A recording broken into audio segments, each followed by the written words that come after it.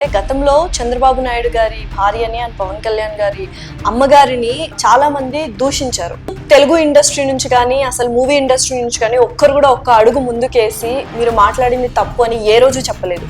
But ఇప్పుడు కొండా సురేఖ గారు నాగ చైతన్య మీద కావచ్చు, అక్కినేని నాగార్జున గారి మీద కావచ్చు కొన్ని వ్యాఖ్యలు చేశారు. ఇప్పుడు ఎందుకు ప్రతి ఒక్కళ్ళు వచ్చి మాట్లాడుతున్నారు? ఎవరైనా ఒక దొంగ దొరికిపోయినట్టయితే స్తంభానికి వేసి కొడతారు అనుకోండి, అప్పుడు మొత్తం అందరూ వచ్చి కొడతారు. అటు మామూలు చిన్న పిల్లలైనా వచ్చి గుద్దేసి వెళ్ళిపోతారు అనమాట. సమంత నాగ చైతన్య గారి విడాకుల సమయంలో కూడా కేటీఆర్ గారి వల్ల కూడా ఈ విడాకులు ఒక రకంగా కారణం అని చెప్పారు. అది ప్లస్ ఈవిడ మాట్లాడిన మాటలు అన్ని చూసుకున్నట్లయితే, కొన్ని ఇంటర్లింక్స్ కనెక్ట్ చేసుకున్నట్లయితే ఆవిడ మాట్లాడిన మాటలు ఆ స్టేట్మెంట్స్ లో అవాస్తవాలేని నిజాలే. సమంతని చూడకుండా చేనేత కి బ్రాండ్ అంబాసిడర్ గా ఎందుకు పెట్టావు? ఎన్ని తాలూకు క్లిప్పింగ్స్ రన్ అయ్యాయి, ఇమేజెస్ రన్ అయ్యాయి.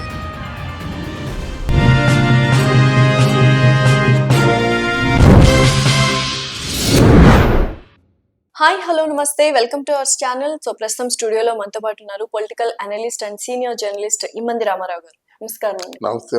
ఇక్కడ ఒక క్వశ్చన్ బాగా తొలిచివేస్తుంది. ఏంటంటే గతంలో చంద్రబాబు నాయుడు గారి భార్యని అండ్ పవన్ కళ్యాణ్ గారి అమ్మగారిని చాలా మంది దూషించారు. అప్పుడు తెలుగు ఇండస్ట్రీ నుంచి కానీ అసలు మూవీ ఇండస్ట్రీ నుంచి కానీ ఒక్కరు కూడా ఒక్క అడుగు ముందుకేసి మీరు మాట్లాడింది తప్పు అని ఏ రోజు చెప్పలేదు. బట్ ఇప్పుడు కొండా సురేఖ గారు నాగ చైతన్య మీద కావచ్చు, అక్కినేని నాగార్జున గారి మీద కావచ్చు కొన్ని వ్యాఖ్యలు చేశారు. సమంతాని అలాగే కేటీఆర్ గారిని దృష్టిలో పెట్టుకొని ఇప్పుడు ఎందుకు ప్రతి ఒక్కళ్ళు వచ్చి మాట్లాడుతున్నారు? పవన్ కళ్యాణ్ భార్యని గాని, పవన్ కళ్యాణ్ తల్లి గారిని గాని దూషించడం కాదు, బండ బూతులు, బయటికి చెప్పుకోలేని విధంగా ఉన్న బూతులతో తిడుతున్నప్పుడు. అప్పుడు కూడా పవన్ కళ్యాణ్ గారు సినిమా ఇండస్ట్రీలోనే ఉన్నారు కదా. అవును, ఎవరికి పట్టలేదు అప్పుడు.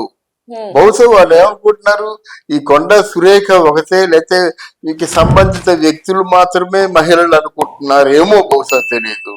పవన్ కళ్యాణ్ భార్య, పవన్ కళ్యాణ్ తల్లి మహిళలు కాదు. చంద్రబాబు నాయుడు గారి భార్య గురించి కూడా మాట్లాడారు. అదే, చంద్రబాబు నాయుడు భార్య గురించి క్యారెక్టర్ అసాసినేషన్ చేశారు.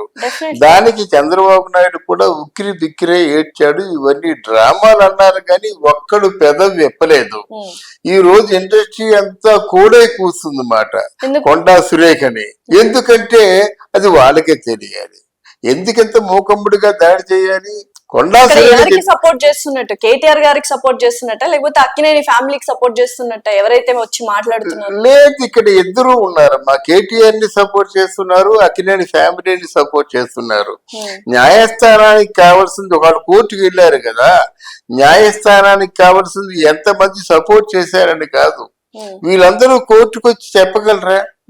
ఇప్పుడు బడా స్టేట్మెంట్లు ఇచ్చి గొంతు బాగా పారేసుకొని విపరీతమైన వార్నింగ్లు ఇచ్చినటువంటి సోకాళ్ళు పెద్ద మనుషులు కోర్టుకు వచ్చి చెప్పగలరా అన్నదే మన సూటి ప్రశ్న. మరి లేనప్పుడు ఎందుకు వాయిస్ ఓపెన్ చేస్తున్నారేమో, వాయిస్ రైస్ చేస్తున్నారేమో? వాయిస్ రైస్ చేయడం కాదు, అందరూ మీకు ఎలా ఉంటుందంటే, ఎవరైనా ఒక దొంగ దొరికిపోయినట్టయితే స్తంభానికి వేసి కొడతారు అనుకోండి, అప్పుడు మొత్తం అందరూ వచ్చి కొడతారు. అటు మామూలు చిన్న పిల్లలైనా వచ్చి గుద్దేసి వెళ్ళిపోతారు అనమాట. అలా అయింది పరిస్థితి. ఎవడు ఆగడు, విక్టిమ్ గా దొరికిపోయింది కదా, ఇంకా నీ ఇష్టం. ప్రతి ఒక్కరు కూడా ఇండస్ట్రీలో పూర్తిగా ఇండస్ట్రీకి ఐక్యమైపోయినట్టు, మమేకమైపోయినట్టుగా ఇలా నోటుకు వచ్చినట్టుగా మాట్లాడడం. మళ్ళీ క్షమాపణలు చెప్పడం కూడా జరిగింది కొండా సురేఖ గారు. అది అవసరం అంటారా? క్షమాపణ అవసరం. క్షమాపణ ఎందుకు చెప్పాలంటే, ఆవిడ అంటే ప్రచారంలో ఉన్న మాటలేవో ఆవేశంగా అనేసింది. అదే చెప్పింది, నేను ఆవేశంగా మాట్లాడేశాను, లోనై మాట్లాడానని కూడా తను చెప్పారు. కానీ ఇంకోటి, తన ఫ్లోలో మాట్లాడనని చెప్పినప్పుడు కూడా కేటీఆర్ ని వదలని చెప్పింది. కేటీఆర్ మీద ఈ వదంతులన్నీ ప్రచారంలో ఉన్నవే, అవి ఎంతవరకు నిజం కాదని తీసి పక్కన పెట్టాడు. అప్పట్లో సమంత నాగ చైతన్య గారి విడాకుల సమయంలో కూడా కేటీఆర్ గారి వల్ల కూడా ఈ విడాకులు ఒక రకంగా కారణం అని చెప్పారు. అది ప్లస్ ఈవిడ మాట్లాడిన మాటలు అన్ని చూసుకున్నట్లయితే, కొన్ని ఇంటర్లింక్స్ కనెక్ట్ చేసుకున్నట్లయితే ఆవిడ మాట్లాడిన మాటలు ఆ స్టేట్మెంట్స్ లో అవాస్తవాలేని నిజాలేంటి?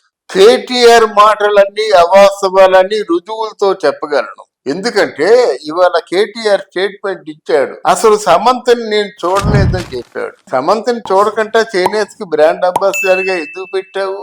ఎన్ని క్లిప్పింగ్స్ రన్ అయ్యాయి, ఎన్ని ఇమేజెస్ రన్ అయ్యాయి.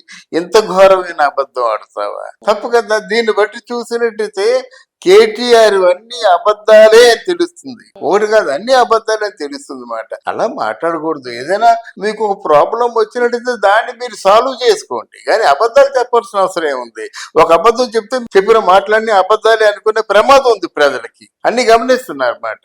ఇక్కడ ఇండస్ట్రీ గురించి నేను ఒకటే చెప్పదలుచుకున్నాను అమ్మా. ఇండస్ట్రీలో ఇంత ఐకమత్యం ఉంటే ఇంకేం కావాలి? బంగారు పంట పండించేస్తారన్నమాట. ఈ రోజు వచ్చింది ఐకమత్యం, సంతోషిద్దాం. చిరంజీవి గారి తల్లిని తిట్టినా లేదు, భువనేశ్వరిని తిట్టినా లేదు, పురంధరేశ్వరిని తిట్టినా లేదు, పవన్ కళ్యాణ్ భార్యని కూతుళ్ళని కూడా తిడుతుంటే అడెవడో బోరుగడ్డ అలీరని ఒక తొంటరి వేధవాస్ కౌంటర్ ఉన్నాడు అన్నమాట, రాజకీయాలు వాడు ఇంకా ఎందుకు వీళ్ళు మేనమేషాలు లెక్క పెడుతూ కంప్లీట్ గా తిహార్ జైలు పంపించలేదు? పెద్ద ఉగ్రవాది వాడు. వాడు ఏమైనా తిట్టినావు, అందరినీ రేపు చేస్తామని చెప్పాడు. అంటే మీకు ఏం కావాలి అసలు? సాక్ష్యాలు, ఆ మాటలేంటి అసలు? మాటలేంటి? పవన్ కళ్యాణ్ కూతుర్లు కూడా అందరినీ రేపు చేస్తా అన్నాడు. పవన్ కళ్యాణ్కి ఏదో చేత కాదు, నేను చేస్తామని చెప్పాడు. అంతకంటే సాక్ష్యాలు ఏం కావాలమ్మా? చాలా బాధ అనిపిస్తుంది అన్నమాట. అంతకంటే సాక్ష్యాలు ఏం కావాలి? వాడు మూసేయాలా? మూగిపోయినట్టు ఇంకోడు అవుతాడు, ఇంకొకడు పోతాడు. వీళ్ళు ఇంతే కదా, మామూలుగా ఏం చేయరు, చేత కాదు అనుకుంటారు. నిజంగానే అక్కినేని ఫ్యామిలీ అంత పవర్ఫుల్ ఇండస్ట్రీలో, మూవీ ఇండస్ట్రీలో ఇప్పుడు ప్రతి ఒక్కరు వచ్చి మాట్లాడుతున్నారు. మెగా ఫ్యామిలీ కంటే పవర్ఫుల్. ఎందుకంటే ఆనాడు పవన్ కళ్యాణ్ గారు అంటే చిరంజీవి గారి స్వయానా తమ్ముడు. అంటే తన తల్లి గారిని దూషించారంటే చిరంజీవి గారి తల్లి గారిని దూషించినట్టే. మెగా ఫ్యామిలీకి జరిగిన అవమానానికి ఎవరు ముందుకు రానప్పుడు ఇప్పుడు అక్కినేని ఫ్యామిలీకి ఎందుకు ముందుకు వస్తున్నారు? నిజంగా అంత పవర్ఫుల్. కానీ ఒక విషయం చెప్తానమ్మా, ఇప్పుడు చిరంజీవి తమ్ముడుగా ఎవరు గుర్తించటం లేదు. ఈ రోజు ఒక అద్వితీయమైన శక్తి, అంటే భారతదేశంలో మొత్తం రాజకీయ నాయకులందరూ ఉలిక్కిపడి వెనక్కి చూసే విధంగా ఉన్నాడు. కాబట్టి మరి ఇండస్ట్రీలోకి మీ పెద్ద మనుషులు అందరూ మూకుమ్ముడిగా వెళ్లి పవన్ కళ్యాణ్ తాలూకు ఆశీస్సులు కావాలని చెప్పారా? చిరంజీవి తమ్ముడు అని చెప్పలేదు. చిరంజీవి తమ్ముడుగా ఉన్నట్టు దాని సినిమాలు రిలీజ్ కాకుండా ఆఫ్ చేసిన సందర్భాలు ఎన్నో ఉన్నాయి.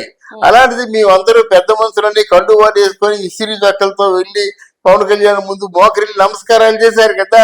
అంటే ఏంటి? పవన్ కళ్యాణ్ లో పవర్ ఉంది, పవర్ ఉంది కనుక అదేమి చేయగలడు కనుక అందుకు మీరు మోకరిల్లి నమస్కారం పెట్టారు. ఇది ఇక్కడ ఇప్పుడు పవన్ కళ్యాణ్ ఏదంటే ఆ కొండ మీద ఉన్నాడు, ఏం చూస్తాడులే అనుకున్నారు అన్నమాట. చాలా మంది అంటున్నారు పవన్ కళ్యాణ్ దీని గురించి ఎందుకు స్పందించడం లేదంటే, నిన్నటి వరకు ప్రాయశ్చిత దీక్ష చేశాడు. చేసిన తర్వాత ఒక కష్టపడి కొండ మెట్లు ఎక్కాడు. ఇవాళ గానీ రేపు కానీ స్పందించే అవకాశాలు ఉన్నాయి. తప్పనిసరిగా ఎందుకు స్పందించలేదనే ప్రశ్నకు సమాధానంగా అంతర్లీనంగా చెప్పాడు. మరి ఇంత నేను మదన పడుతుంటే, ఇంత వేదన పడుతుంటే ఇండస్ట్రీ స్పందించదని చెప్పాడు. అందరూ ఎప్పుడైతే స్పందించారో ఇలాంటి వాటి స్పందించదు. దేశం నాశనమైన పర్లేదు, హిందుత్వం నాశనమైన పర్లేదు, ఆఖరి పూర్తిగా వ్యక్తిత్వాలు నాశనమైన పర్లేదు. అప్పుడు ఇండస్ట్రీలో ఒక్కరు బయటికి రారంటే చెప్పడమే నిన్న తాలూకు ఆయన స్పీచ్ లో ఆంతర్యం. ఇండస్ట్రీ స్పందించదు, అవసరమైతే స్పందిస్తుంది. కళ్యాణ్ గారు అలా అన్నారని ఇప్పుడు ఇండస్ట్రీ మొత్తం స్పందిస్తుందంటారా? మరి మీరు మంచి కోసం స్పందించంటారా? ప్రతి అడ్డమైన విషయాల కోసం మీకెందుకు? సురేఖ మాట్లాడింది, సంబంధిత వ్యక్తులు మాట్లాడారు, ఆవిడ క్షమాపణ చెప్పింది. ఆవిడ దృష్టిలో సమంత చాలా ఎక్కువగా ఉంది. ఎందుకంటే పాపం సమంత మాటలు విన్న వాళ్ళు ఎవరైనా సరే గుండె పగిలిపోతుంది అలాంటి మాటలు మాట్లాడింది. ఏమంటే ఒక ఆడపిల్ల, ప్రతి ఆడపిల్ల కూడా కంటతరి పెడుతుంది. నేను ఆమెను బాగా ఫాలో అయ్యేవాడిని. నేను సమంత చైతు కలవాలని కోరుకునేవాడిని. ఎంత చైతు అంటే ప్రేమ అంటే ఇదేనా? అంత తొందరగా మర్చిపోతావా? నువ్వే నాకు గుర్తుకొస్తున్నావు. నువ్వు ఎలా నిర్ణయం తీసుకోగలిగావు? నేను మర్చిపోలేకపోతున్నాను. చావొస్తే బాగుండేమో, నాకు అంత అదృష్టం. ఎట్లాంటి మాట్లాడే నేను మర్చిపోలేకపోతున్నాను. నువ్వే జ్ఞాపకం వస్తున్నావు. నాతో ఎన్ని మాటలు మాట్లాడావు, అంటే ఎన్ని ప్రమాణాలు చేస్తావు. ఇట్లాంటి మాటలన్నీ వింటున్నప్పుడు ఇప్పుడు కూడా మొన్న ట్వీట్ లో మా కుటుంబం అన్నది, that is only the criteria.